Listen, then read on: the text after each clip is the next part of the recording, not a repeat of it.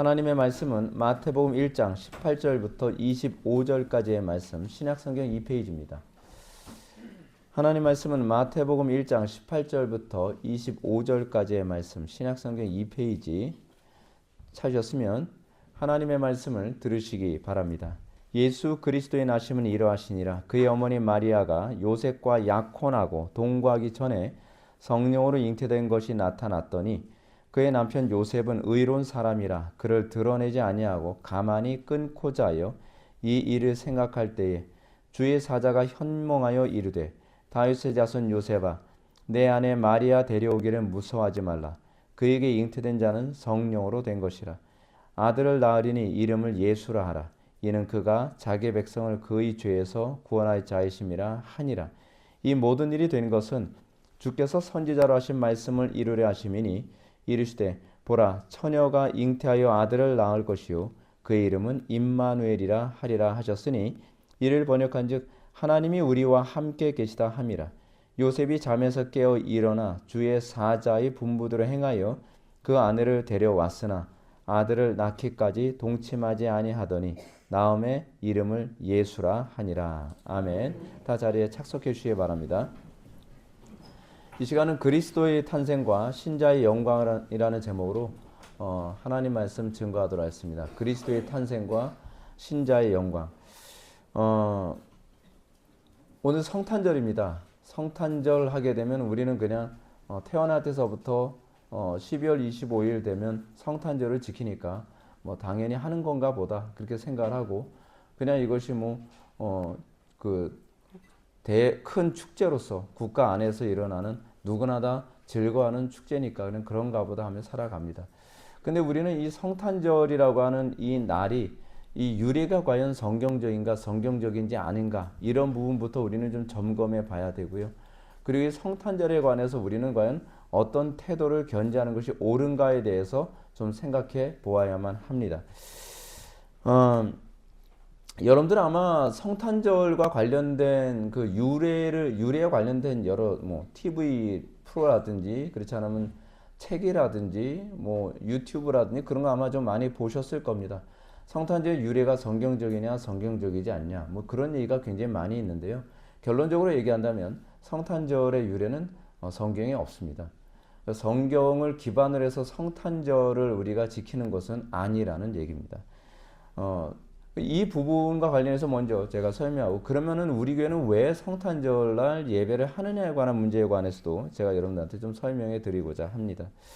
성탄절은 원래 이교 축제일과 좀 관련을 많이 맺고 있습니다. 그래서 성탄절은 좀 성경적이지 않다라고 하는 지적을 굉장히 많이 하고 그것 때문에 많은 사람들이 갑론을박도 굉장히 좀 심한 가운데 있습니다. 먼저 우리가 이 성탄절이 성경적이지 않고 그렇기 때문에 우리가 성탄절을 우리가 지키면 안 되는 이유에 관한 얘기부터 먼저 해보고자 합니다. 그 세 가지로 나눠서 얘기할 수 있습니다. 첫째는 뭐냐면 성탄절이 가톨릭에서 유래했기 때문에 라고 하는 것이고 두 번째는 이방 종교에서 유래한 것이기 때문에 라고 하는 것이며 세 번째는 청교도들이 이걸 거부했기 때문입니다. 그래서 우리가 이것과 관련해서 첫 번째로 가톨릭에서 유래했다는 근거가 무엇인가? 대표적인 차원에서 우리가 크리스마스라고 얘기하지 않습니까? 크리스마스라고 하는 것은 그리스도께 미사라는 의미입니다. 이 마스라고 하는 말이 미사라는 뜻이거든요. 그래서 그리스도께 미사라는 말에서 유행한 것이 바로 크리스마스입니다. 이런 용어가 붙여지게 된 이유는 로마 가톨릭이 12월 24일 밤 12시 우리 그걸 성탄 이브라고 얘기하지 않습니까? 성탄 이브의 크리스마스 전야를 크리스마스 대미사 거기서 전래된 것이 바로 크리스마스라는 표현입니다. 크리스마스 전야 미사 이거죠. 크리스마스 전야 미사. 그걸 오늘날 성탄 이브 행사라고 해서 교회마다 성탄절 하루 전에 축제도 하고 애들 재롱도 떨고 이제 그런 거 하는 그 행사들은 사실은 그 유래가 가톨릭에서 크리스마스 대미사의 유래가 돼서 이게 그렇게 나오게 된 겁니다.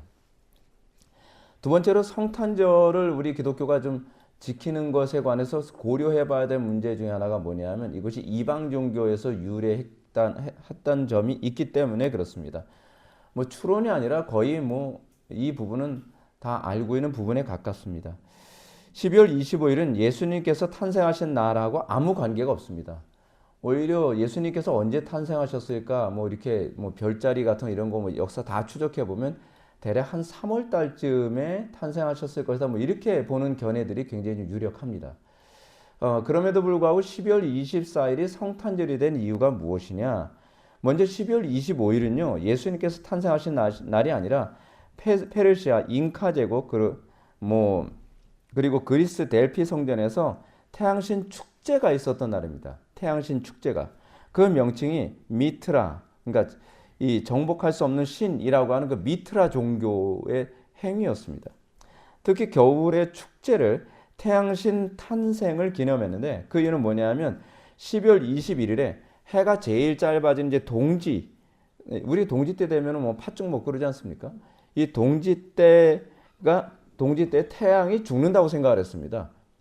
그리고 다시 12월 25일쯤, 그러니까 이 죽는 것이 이제 무엇과 관련이 있냐면 니무롯이 이제 죽은 것과 관련된 이 전설하고도 같이 연결이 됩니다. 그러는 가운데 12월 24일 다시 해가 길어져서 12월 25일에 되면 죽은 태양이 다시 말해서 니무롯이 다시 살아난다고 이제 믿은 겁니다. 그래서 마치 태양이 다시 부활한 것 같은. 그래서 12월 25일은 태양신 탄생의 날이며 동시에 니무롯의 환생일이라는 그 의미로 기념을 했다는 겁니다. 성탄절 하려면 왜 이런 얘기 하냐고요? 끝까지 들어보세요. 네. 세 번째로 성탄절을 기독교에서 지키지 말아야 한다고 주장하는 이유는 기독교의 역사적 전통이 있기 때문에 그렇습니다. 1664년에 영국에서 청교도들이 권력을 장악하자 이 법령에 따라서 이 성탄절에도 가게를 오픈하도록 그렇게 했습니다. 그리고 성탄절을 아예 금지를 시켰어요. 청교도들은요. 그 1659년 미국 매사추세츠 주에서는 공식적으로 성탄절을 금지하면서 이를 어길 시에는 형사법 어긴 거로 해서 이제 막 처벌까지 했다고 합니다. 1870년에 이르러서는 성탄절에 학교 수업을 멈추지 않고 학교 수업을 계속 했습니다. 이런 이유 때문에 영국에서 청교도들은 성탄절을 지키지 맙시다 해서 노 크리스마스라고 이렇게 외치며 다니는 그런 풍토까지도 있었다고 합니다. 이상의 내용들은 성탄절을 지키지 말아야 한다고 주장하는 사람들이 타당성 있는 그런 주장들입니다. 이런 주장들을 접하면서 우리는 그러면 성탄절을 지키라는 거예요? 말라는 거예요? 여러분도 이제 설교 들으면서 그런 생각 들지 않겠습니까? 기껏 성탄절 지키면서 성탄절 지키지 말자고 얘기하는 건 또 무슨 신보입니까? 근데 이것과 관련해서 우리가 또 염두에 둬야 돼. 우리가 이쪽 면만 보면은 성탄절을 지키지 않는 것이 옳겠다 이렇게 생각이 되는데 총신대의 그 교회사 교수인 라한성 교수님이 이 성탄절과 관련해서 개혁교회가 성탄절을 지키는 것에 대한 타당성에 관해 얘기하는 부분이 또한 있습니다. 라한성 교수님은 이 성탄절을 그럼 왜 우리 개혁교회는 그럼에도 불구하고 지켜야만 하느냐 이거에 관해서 좀 길지만 제가 좀 읽어드리겠습니다. 첫째, 성탄절은 로마 가톨릭적이라는 것이다. 성탄절이란 먼저 이제 여기서 라한성 교수님이 얘기하는 것이 뭐냐면 로마 가톨릭적 현상이 바로 성탄절이라고 하는 것을 먼저 이제 설명하는 거예요. 이 얘기를 먼저 제가 좀 읽어드립니다. 첫째, 성탄절은 로마 가톨릭적이라는 것이다. 성탄절이란 그 단어 자체도 그리스도의 미사를 의미하는 것으로 그리스도를 사제와 희생으로 동시에 보는 것이다. 또 성탄절의 그림이나 조각을 대체적으로 아기 예수님과 마리아와 함께 만들어져 있다. 성탄절에 마치 마리아와 예수님을 함께 숭배하는 것을 전제로 하는 듯하다.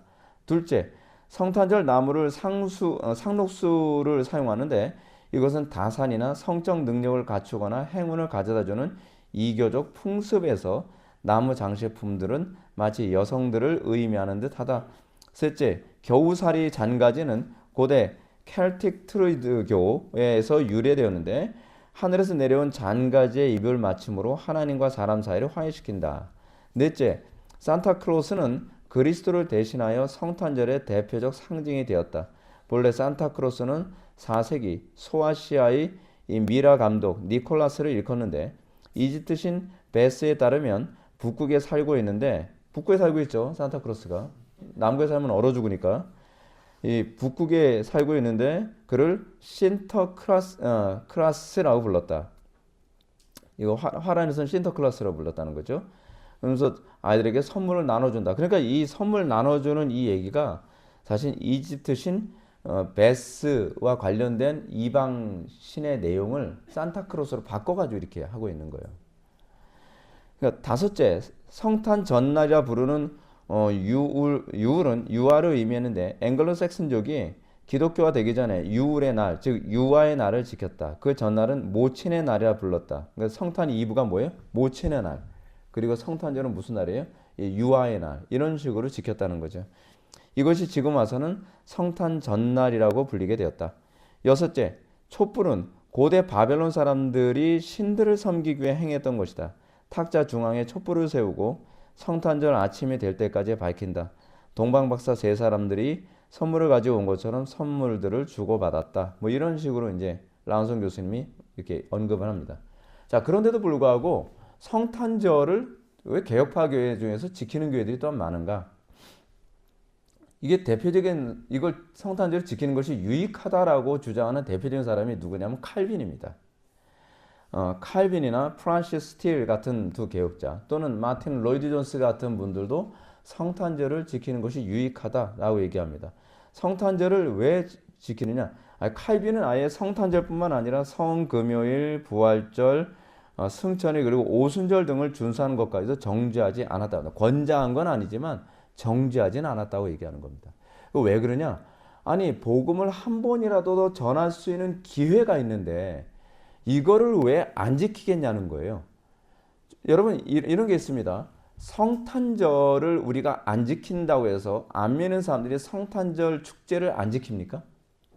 그건 아니잖아요.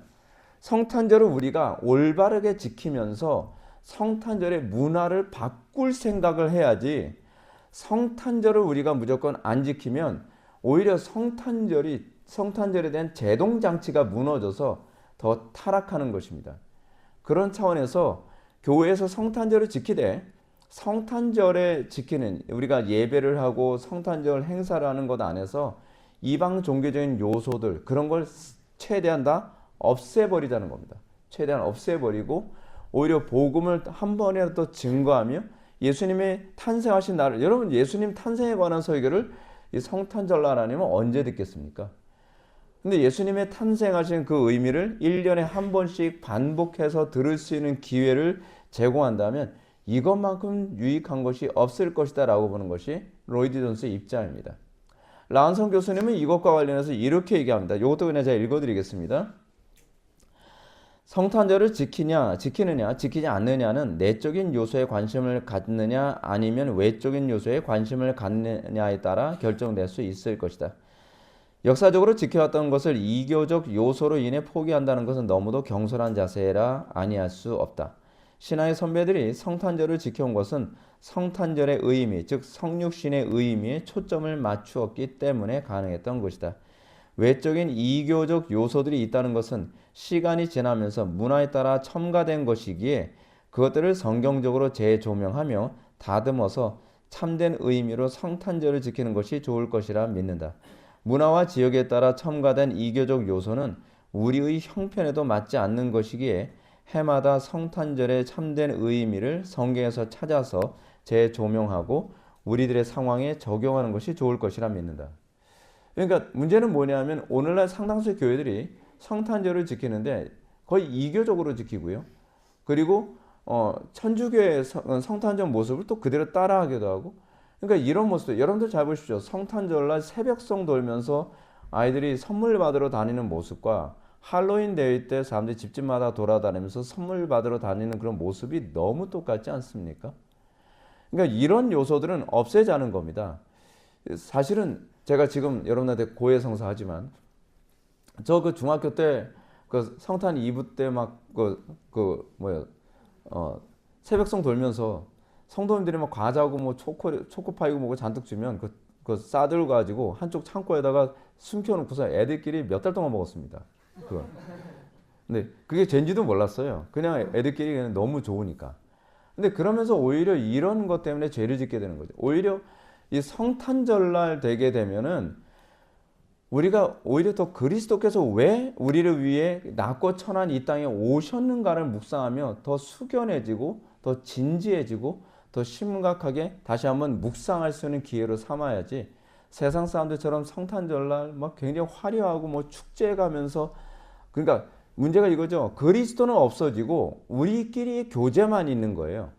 우리가 이런 부분을 정말 많이 생각하고 하나하나를 좀 더 우리가 개혁해 나갈 수 있었으면 좋겠습니다. 저는 여러분들에게 이렇게 성탄절을 작금의 교회들이 지키는 것이 옳은가 옳지 않는가, 이 문제에 관해서 여러분들한테 제시를 하고 오늘 본문을 강의하고자 합니다. 오늘 본문은 마리아에게 성령께서 잉태하신 후 남편 요셉에게 천사가 나타나서 마리아가 이 어떤 불륜을 저질러서 임신한 것이 아니라는 오해를 천사가 풀어주는 그런 장면을 봅니다. 그래서 우리가 관심을 가져야 되는 것 이거죠. 왜 이 본문을 기록할 때 마태는 어떤 의도에서 이 본문을 기록했는가에 대해 우리가 관심을 가져야만 합니다. 어떤 사건을 보는 것이 아니라 사건을 통해 우리에게 전달하고자 하는 메시지가 무엇인가, 그것이 중요한 거죠. 지금 마태는 당시 수신자였던 유대인 기독교인들에게 예수님이 하나님일 수밖에 없는 사실과 그 하나님이 이 세상에서 어떻게 우리에게 구원을 베푸셨는가를 얘기하고 싶은 것입니다. 그러니까 이 마태가 말하고자 하는 의도에 관심이 없이 이렇게 해서 마리아가 오해가 풀렸대, 이렇게 성경을 보면 곤란한 거죠. 그러니까 큐티의 문제가 뭐냐면 본문이 말하고자 하는 기록자의 의도는 관심이 없고 내 의도만 관심을 가지고 본문을 본다는 데 문제가 있는 겁니다. 독해력에 문제가 있는 거죠.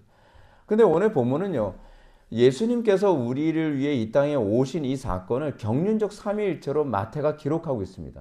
굉장히 삼위일체적이에요. 그러니까 마태는 그 당시 유대인들에게 무엇을, 유대교에서 기독교로 개종한 기독교인이죠. 그 유대인 기독교인들에게 말하고자 하는 것이 뭐냐면 그리스도는 하나님이신데 그 하나님이신 그리스도께서 어떻게 삼위일체적으로 그 구원 사역을 우리에게 행하셨는가라고 하는 아주 중요한 신학적인 문제를 우리에게 얘기하고 싶어 합니다. 경륜적 삼위일체가 뭡니까? 뭐 존재론적 삼위일체라고 해야 되면 그분은 어떤 방식으로 존재하는가에 관한 얘기를 하는 거잖아요.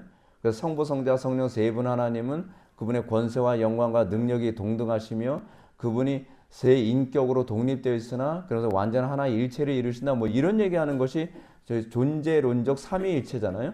경륜적 삼위일체라는 것은 뭐냐면 하나님께서 당신의 구속 사역을 이루시는 그분의 행동 방식에 관해서 얘기하는 것이 경륜적 삼위일체입니다.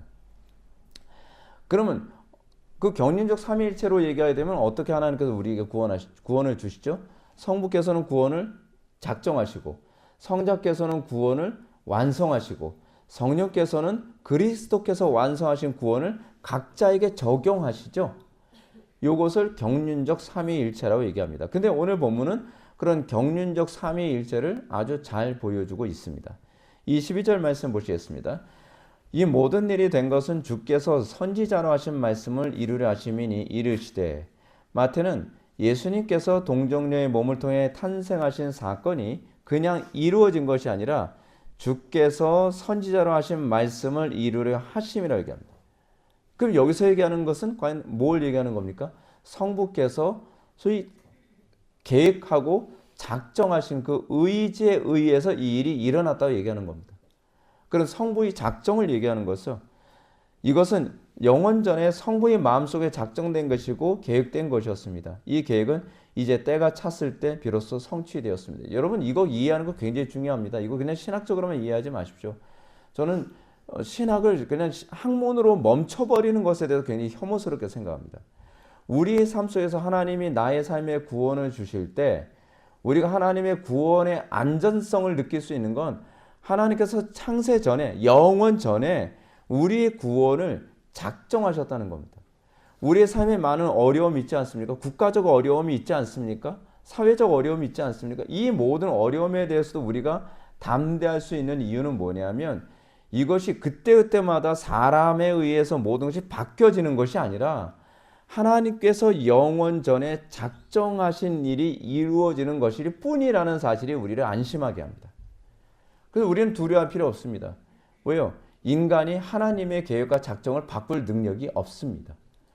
그래서 하나님의 선하신, 역사를 주관하시는 하나님이 선하신데 그 선하신 하나님이 모든 것을 작정하셨기 때문에 우리는 안심할 수 있습니다. 그래서 마태는 뭐라고 얘기합니까? 이 모든 일이 된 것은 주께서 선지자로 하신 말씀을 이루려 하심이라고 언급합니다. 성부 하나님의 신적 작정이 어떠한 세상의 저항에도 불구하고 그 작정이 이루어지고 많은 것을 보여주는 거죠. 그래서 우리는 성탄절을 맞이하면서 염두에 둬야 될 점은 예수님의 탄생 사건이 단순히 역사적 사건이냐 아니냐의 문제보다 이 사건이 전적으로 성부 하나님의 작정하신 계획에 의해서 일어났다는 것에 우리가 감사해야 된다는 사실입니다. 우리는 여기서부터 출발해야만 합니다. 예수님의 역사성, 여러분 믿음 없어도 다 인정합니다. 믿음이 있고 없고를 규정하는 것은 예수님의 역사성 이전에 예수님의 이 성육신 사건이 하나님의 성부 하나님의 작정에 의한 것이라는 걸 믿는 겁니다. 거기서부터 우리의 믿음이 시작되어져야만 합니다. 자, 그런데 문제가 있습니다. 이 하나님의 놀라우신 작정은요, 인간이 믿을 수 없는 방식으로 일어나는 일이 너무 많다는 것입니다. 여러분, 하나님께서 제가 이제 지난 주일 낮예배 때도 여러분들한테 말씀드렸던 것처럼 하나님의 생각은 그 자체가 현실이 됩니다. 우리가 불가능하다고 해서 안 일어나는 것이 아니라 하나님께는 불가능이 없습니다. 그래서 우리는 하나님을 전능하신 하나님이라고 얘기하죠. 하나님께서 당신의 구원을 이루기 위해서 하나님께서는 우리가 믿을 수 없는 방식으로 당신의 일을 이루셨습니다. 어떻게 해요? 보라, 내가 잉태의 아들을 낳으리니 그 이름을 예수라라 라고 하는데, 이 마리아는 남자를 알지 못하는 여자거든요. 근데 어떻게 임신할 수 있냐는 겁니까? 오늘날 많은 사람들이 그럽니다. 마리아가 바람핀 거 아니냐? 성경 그거 감추는 거 아니냐? 그런 거 아니거든요. 오히려 이 사건은 하나님의 전능하심, 사람은 할 수 없을 때 하나님만 할 수 있음을 보여주고 있는 거거든요. 근데 이 사건이 정말 누군가가 말하는 것처럼 마리아가 바람폈다 뭐했다 그런 게 아니라는 것을 입증해 주는 것이 뭐냐? 마리아가 이렇게 얘기합니다. 나는 남자를 알지 못하니 어찌 이런 일이 있을 수 있겠습니까? 마리아부터가 그 얘기를 합니다. 그러니까 마리아조차도요, 상식적인 상황 하에서 이런 일이 있을 수 있다라고 하는 천사의 말을 믿기가 어려웠던 겁니다. 중요한 건 이겁니다. 여러분, 우리는요, 성경이 가르치는 가르침에 대해서 우리는 어떤 태도를 견지하는가라고 했을 때 우리의 믿음의 근거는 성경이 근거하기 때문에 믿는 것이지 이성적으로 납득되기 때문에 믿는 것이 아닙니다. 많은 사람들이 자꾸 착각을 하는 것이 뭐냐면 내 이성을 납득시켜야 믿을 수 있을 거라고 생각합니다. 아니요, 우리는 우리 이성까지도 하나님께 굴복한 존재들입니다. 그래서 우리는 이것이 성경에 근거했느냐 아니냐가 중요한 문제지 이것이 우리 이성에 납득되느냐 납득되지 않느냐의 문제가 아닙니다. 하나님은 우리의 이성으로 납득할 수 있는 존재가 아닙니다. 그분의 존재 방식 자체가 우리의 이성을 초월하시기 때문에 그렇습니다. 하나님은 비이성적이기 때문에 믿기가 어려운 것이 아니라 하나님은 초이성적이기 때문에 믿기 어려운 겁니다. 우리가 하나님보다 어리석고 우리가 하나님보다 무능하다는 것을 인정할 때라야만 우리는 이것이 성경에 근거한다면 믿겠습니다 라는 태도를 견지하는 거죠. 마리아가 나는 남자를 알지 못하니 어찌 이런 일이 있겠습니까? 라고 질문하니까 이 질문에 대한 천사의 대답이 무엇입니까? 대저 하나님의 모든 말씀은 능하지 못하심이 없느니라. 하나님의 말씀에 근거하고 있다는 겁니다. 하나님의 말씀에 근거하면 그것이 바로 우리의 믿음의 대상이 되는 겁니다. 천사는 어떤 과학적이거나 논리적 방법으로 마리아의 이성을 설득하려 하지 않았습니다. 그냥 천사가 한 것은 이것이 여호와께서 말씀하신 것이다. 출처만 얘기합니다. 여호와께서 말씀하셨으면 우리는 믿음으로 반응하면 되는 겁니다. 자, 그리고 이 선언을 믿은 마리아에게 놀라운 일이 일어났습니다. 그것이 하나님께서 이 세상을 진행하시는 방식입니다. 우리가 믿으면 하나님께서는 우리를 통해 그 일을 진행시켜 나갑니다. 그래서 여러분들이 올바로 생각해야 될 부분이 있습니다. 그것은 하나님의 능치 못하심을 아무데나 적용하지 말아야 한다는 겁니다. 자기 멋대로 생각하고 하나님은 능치 못함이 없으니까 내 원대로 다 될 거야. 그건 적극적 사고방식이지 그것은 신앙이 아닙니다. 우리가 하나님의 능치 못함을 우리가 믿습니다라고 믿음으로 반응하는 것은 그것이 성경에 근거할 때라야만 그렇게 반응하는 겁니다. 그리고 우리는 마리아처럼 마치 우리는 그렇잖아요. 내가 믿으니까 하나님 병 고쳐 주십시오. 내가 믿으니까 하나님 돈 많이 벌게 해 주십시오. 내가 믿으니까 좋은 대학에 들어가게 해 주십시오. 이거는 하나님 앞에서 내가 종으로서 행동하는 것이 아니라 하나님 앞에서 내가 주인으로서 행동하는 거죠. 마치 알라딘의 마술램프를 비비면서 그 지니에게 명령을 해서 내 원대로 하는 것을 믿음이라고 생각하는 겁니다. 아닙니다. 마리아는 이렇게 반응합니다. 주의 여정연이 말씀대로 내게 이루어지리이다.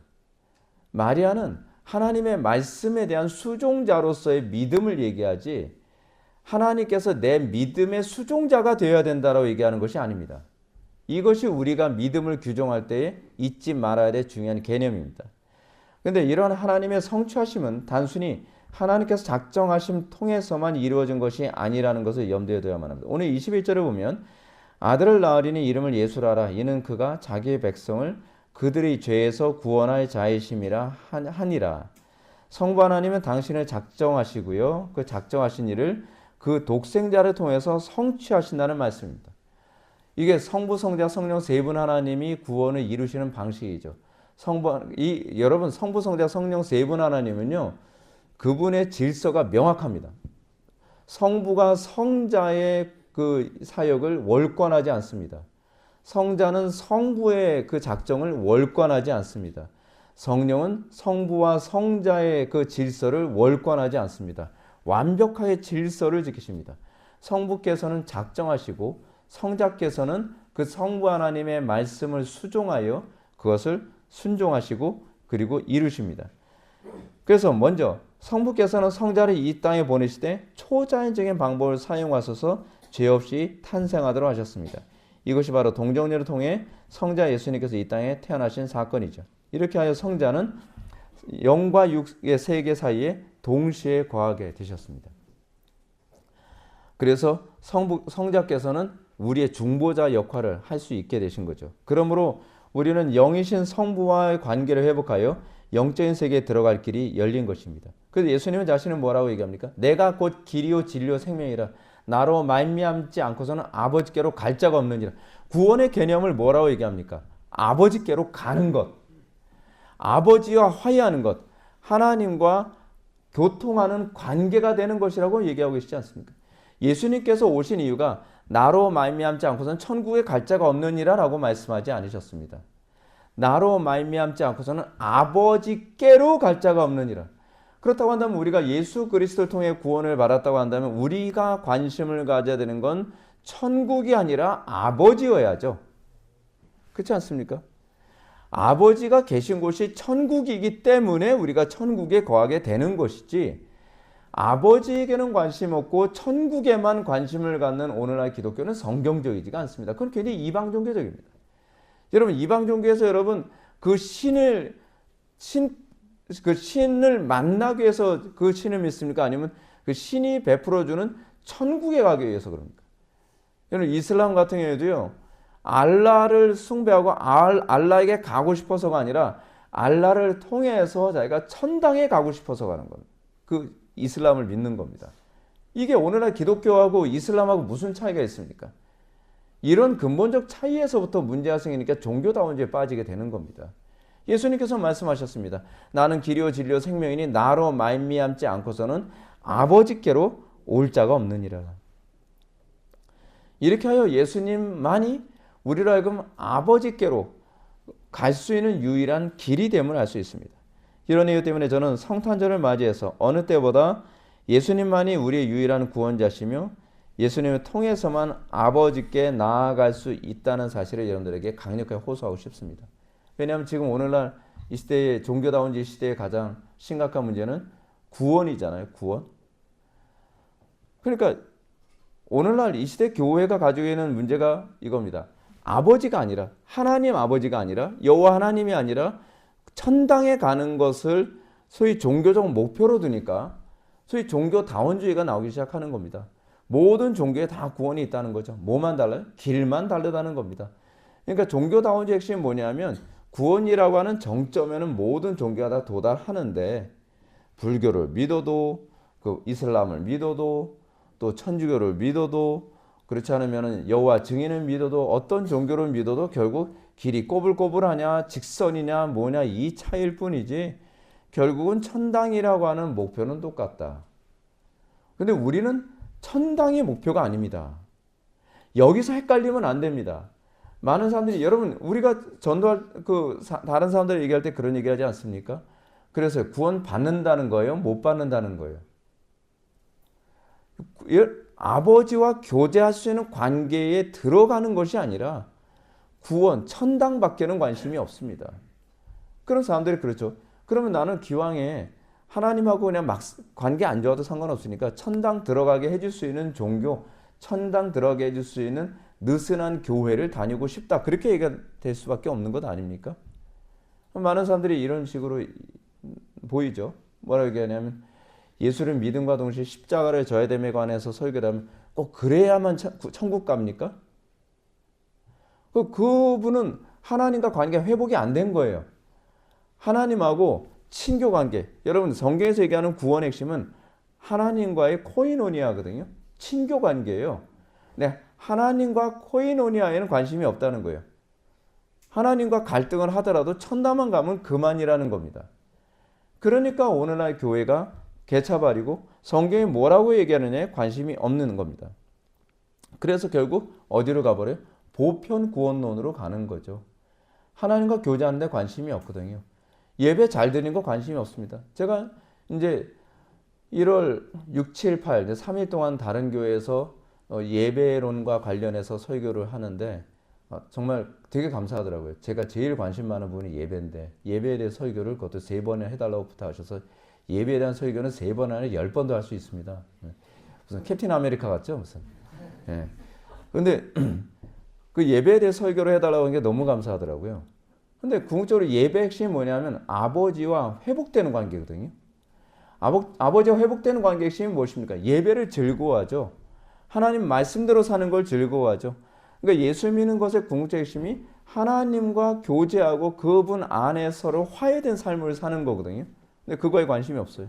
요즘 기독교들이. 가짜죠. 그러니까 오직 그리스도라고 하는 교리는 없습니다. 왜냐하면 내가 천당 가는데 꼭 그리스도만 필요한가?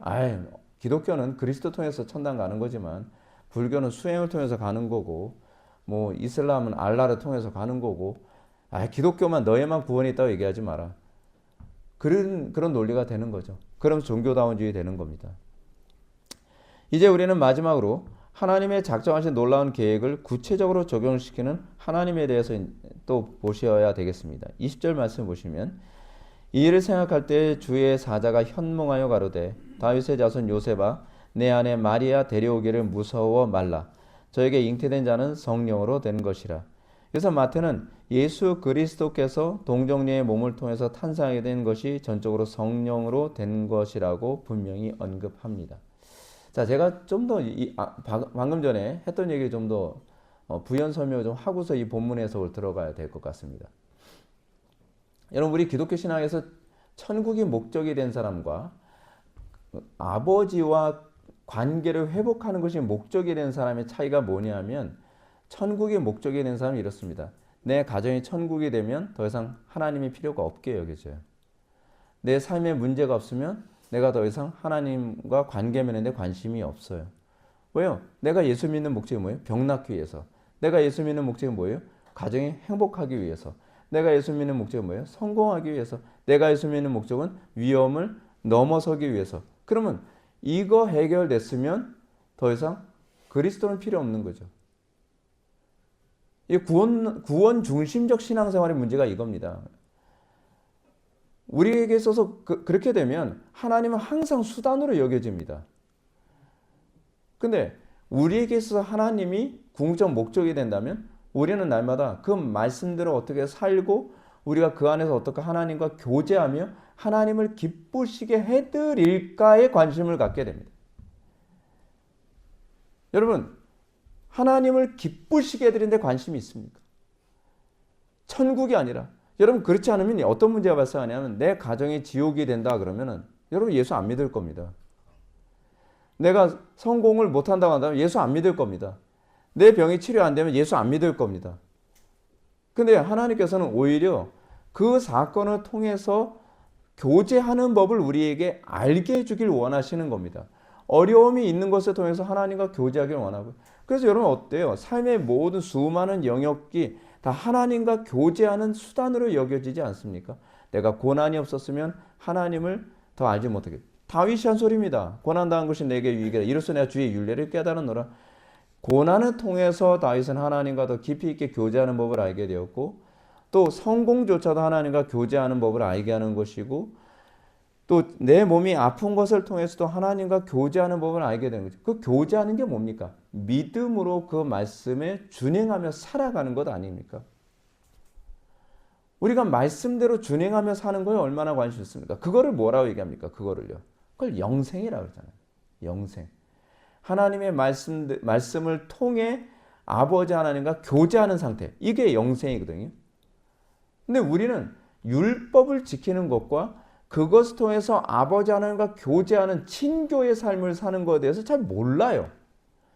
그러니까 자꾸 남을 정죄하는 데만 율법을 사용하지, 내가 하나님과 얼마나 더 친밀한 관계로 살아가느냐에 별로 관심이 없어요.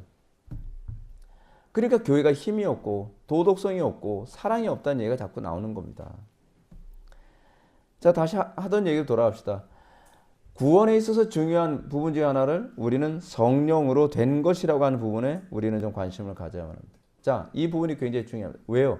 우리는 그러면 아버지와 친교를 이루는 건 첫 번째, 우리는 그리스도를 통해서 아버지와 친교를 이루죠. 그것이 구원이라고 얘기했습니다.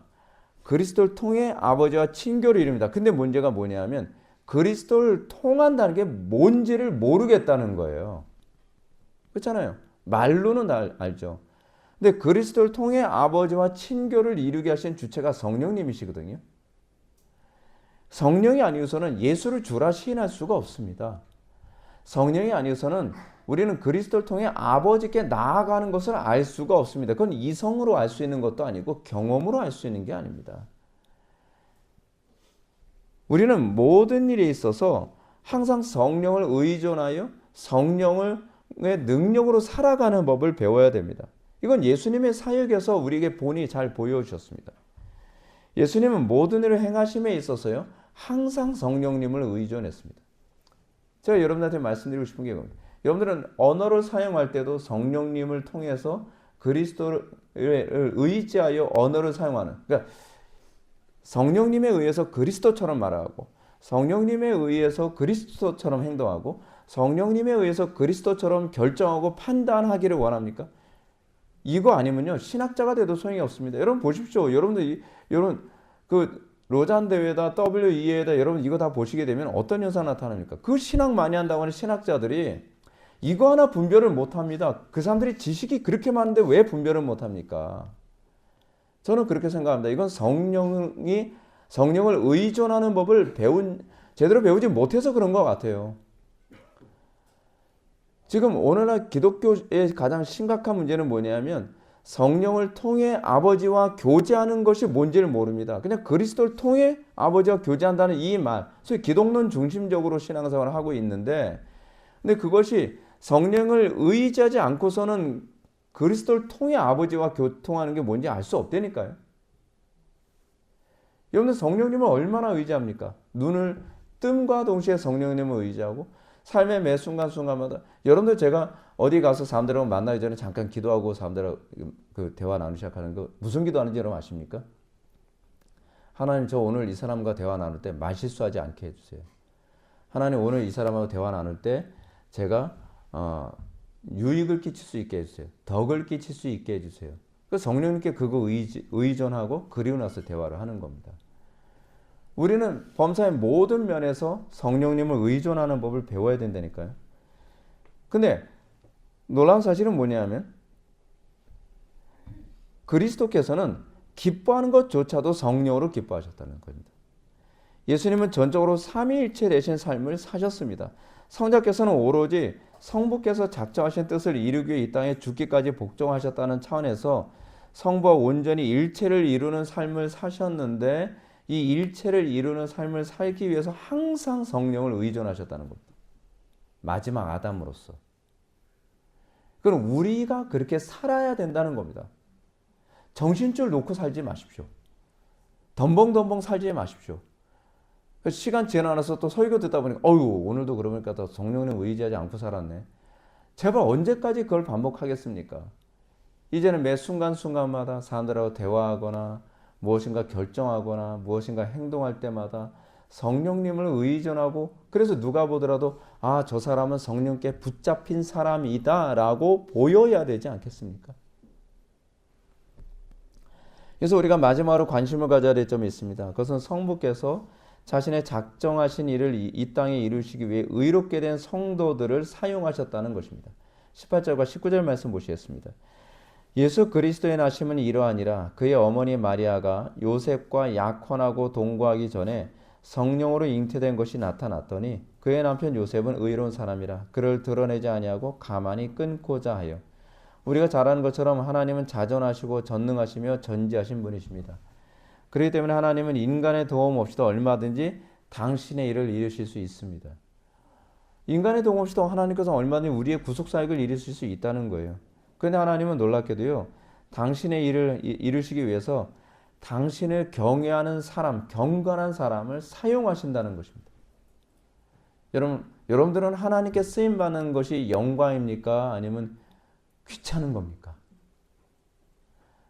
여러분들은 어떻게 하든지 하나님께 덜 쓰임받고 천당 가기를 원합니까? 아니면 여러분들은 하나님께 조금이라도 더 쓰임받다가 하나님의 품에 안기기를 원합니까?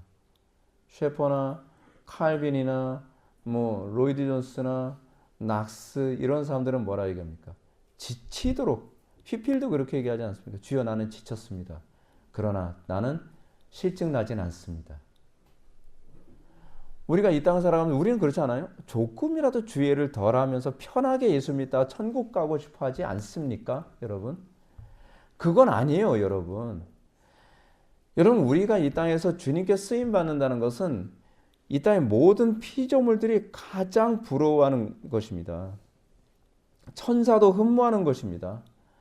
근데 왜 우리는 어떻게 하든지 편하게 살다가 천당 가고 싶어 합니까? 여러분, 그건 옳지 않습니다.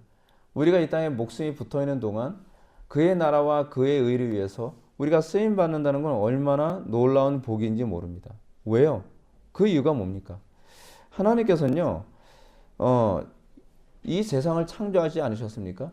근데 이 창조를 완성하지는 않으셨어요, 의도적으로. 하나님께서는 이 세상에 에덴 동산이라고 하는 제한된 영역을 만들어 놓으시고 거기다가 아담과 하와를 창조하시고 나서 아담과 하와를 통해서 뭘 원하셨죠? 경작하고 지키라고 말씀하셨습니다. 궁극적으로 하나님께서 아담과 하와, 즉 하나님의 형상대로 창조된 인간을 통해서 뜻하신 바는 뭐냐 하면 하나님의 창조의 완성을 우리를 통해서 마침표를 찍길 원하신 겁니다. 근데 하나님께서 당신의 이 창조 사역을 마침표를 찍는데 아담과 하와가 자기 멋대로 하나님 마지막 그 창조의 마침표를 아무데나 찍으면 안 되잖아요. 그래서 하나님께서 뜻하신 대로 하나님의 방식대로 온 세상을 아름답게 창조에 참여하여 마침표를 찍도록 하기 위해 아담과 하와를 어떻게 창조하셨어요? 당신의 형상대로. 아담과 하와의 창조 행위는 곧 하나님의 창조 행위의 반영이 되도록 하신 거예요. 그래서 아담과 하와가 경작을 하면 그것에 대해서 하나님께서는 보기에 좋았더라, 또 경작하면 보기에 좋았더라 되기 원하는 거예요. 근데 우리는 어떻습니까? 우리가 성령님을 의지하지 않고 우리가 말씀을 의지하지 않은 상태에서 여러분들 자녀를 양육하고 나서 여러분 하나님께서 보기에 좋았더라라고 그러십니까? 여러분들이 교회 봉사를 성령님을 의지하지 않고 말씀 의지하지 않고 내 지혜, 내 수단, 내 방법, 내 의지 가지고 여러분들 봉사 헌신하면 하나님께서 보기에 좋았더라라고 합니까? 나는 열심히 뭔가 했는데 왜 여러분들 그러지 않습니까? 목사님은 내가 열심히 일했는데 왜 나를 인정해 주지 않지? 아니, 중요한 건 여러분들이 얼마나 열심히 일했느냐가 아니라 여러분들이 하나님께서 보시기에 좋도록 했느냐에 관한 문제거든요. 마태복음 7장에서 내가 주의 이름으로 귀신도 쫓고 병도 고치고 능력도 행했대요. 근데 예수님께서 뭐라고 말씀하세요? 불법을 행하는 자들은 나에게서 떠나가라. 내가 너희를 알지 못하느니라 라고 얘기하지 않습니까? 그럼 그 경작행위가 잘못됐다는 겁니다. 그 경작행위가 거룩하신 성삼위 하나님과 함께하는 경작행위가 아니었다는 겁니다. 하나님의 구원사역은 어떤 면에서 보면 사위일체적으로 일어납니다. 성부께서 작정하시고요. 그리고 성자께서 구원을 완성하시고 성령께서 구원을 적용하십니다. 그럼 마지막 네 번째로 우리를 사용하셔서 하나님께서 그것을 실제화시키도록 하셨습니다. 우리의 순종, 성령께 붙잡힌 우리의 순종을 통해서 하나님의 일이 예수님께서 주기도문 그렇게 가르치셨잖아요. 뜻이 하늘에서 이룬 것처럼 땅에서도 이루어지이다. 여러분 우리가 이 땅에 사는 목적이 뭐라고요? 하나님의 뜻이 이 땅에 이루어지게 하기 위해서 우리가 창조됐고 우리가 그렇게 구원을 받은 겁니다. 그건 하나님의 창조의 완성에 우리가 참여하게 된 거죠. 어떤 피조물이 하나님의 창조 사역에 참여합니까? 근데 하나님께서는 그 놀라운 창조 사역에 피조물 된 우리를 거기에 참여하도록 하신 겁니다. 근데 착각하지 마십시오. 우리는 신이 아닙니다. 우리는 피조물입니다. 근데 피조물임에도 불구하고 하나님께서 우리를 거기에 하시도록 우리를 부르신 거예요. 그래서 우리를 뭐라고 얘기해? 대리 통치자 또는 하나님 나라 대리 경작자, 하나님의 형상 이렇게 부르잖아요. 여러분 한번 냉정하게 뒤돌아보시죠. 2024년 이제 다 갔는데 이 1년 동안 여러분들은 하나님의 대리 창조 사역자로서 뭘 했습니까? 뭘 경작을 했습니까?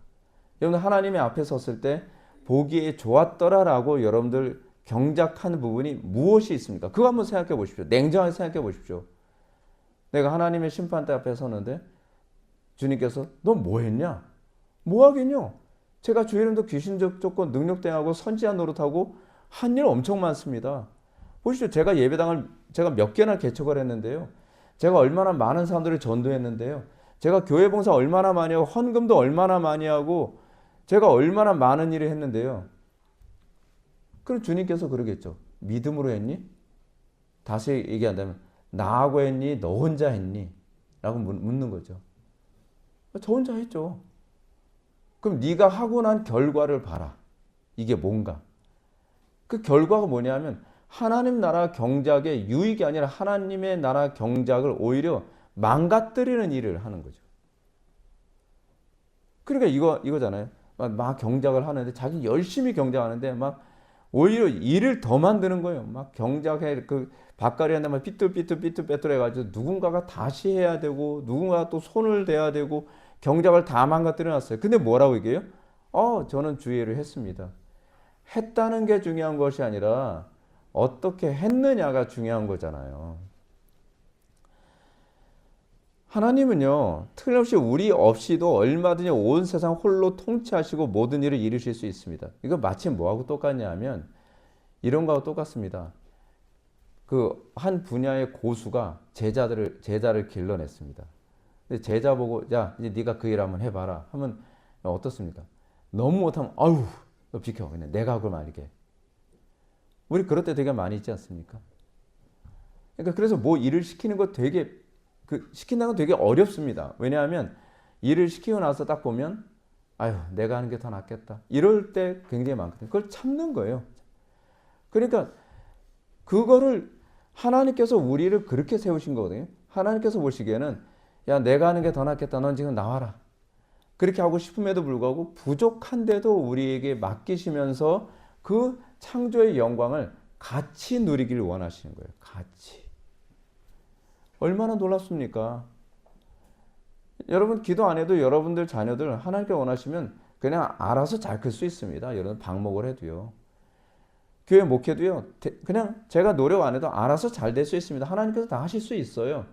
근데 하나님께서는 그럼에도 불구하고 여러분들을 쓰시는 겁니다. 여러분들 통해서 가정을 돌보시길 원하시고요. 여러분들 통해서 사회를 바르게 세우시길 원하시고요. 여러분들 통해서 교회를 견고하게 세우길 원하시고 여러분들 헌금 안 해도 사실 우리 교회 얼마나 잘 갈 수 있습니다. 여러분들 뭐 어떻게 들리실지 모르겠지만 우리 예배당 이전하고 하고 이런 상황에서 여러분들 헌금을 안 하니까 외부에서 헌금 엄청 많이 했었어요. 외국에 있는 분이 우리 교회 헌금하시고 제가 그런 거 보면서 느낀 게 있어요. 아, 사람 별로 의지할 거 없겠구나. 하나님께서 다 하시는구나.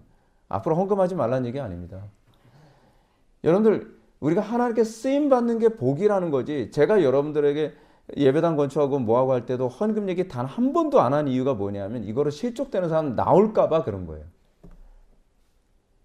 근데 여러분 내가 여러분들 이렇게 생각해요. 나 아무것도 안 했는데 그래도 우리 교회 잘 가는데 부끄러운 줄 아셔야 됩니다. 부끄러운 줄 아셔야 됩니다.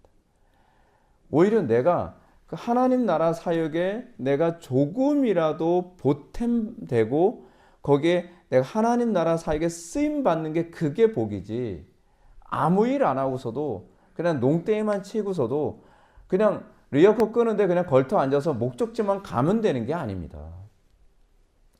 하나님께서는 창조서부터 마지막 최후의 심판까지 모든 역사를 이루시는 데 있어서 하나님께서는 당신의 택한 백성을 사용하십니다.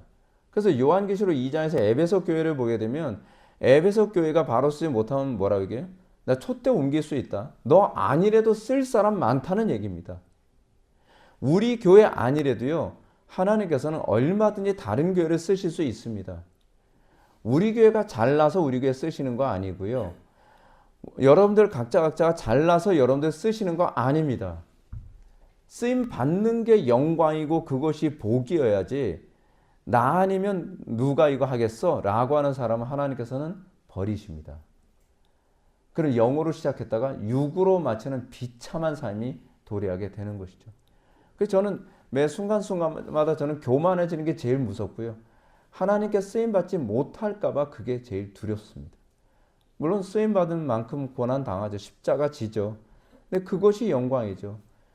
여러분 주님 오셔서 새하늘과 새 땅 도래하게 됐을 때 나는 과연 무엇을 했는가? 여러분들 거기서 정말 영광스러움에 참여할 수 있게 되기를 바랍니다.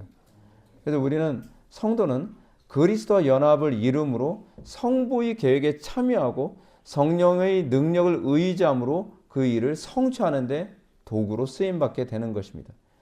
그래서 성도는 성자와 연합 안에서 성부와 성령과 하나의 일체를 이루는 존재가 됩니다. 이제 결론을 맺겠습니다.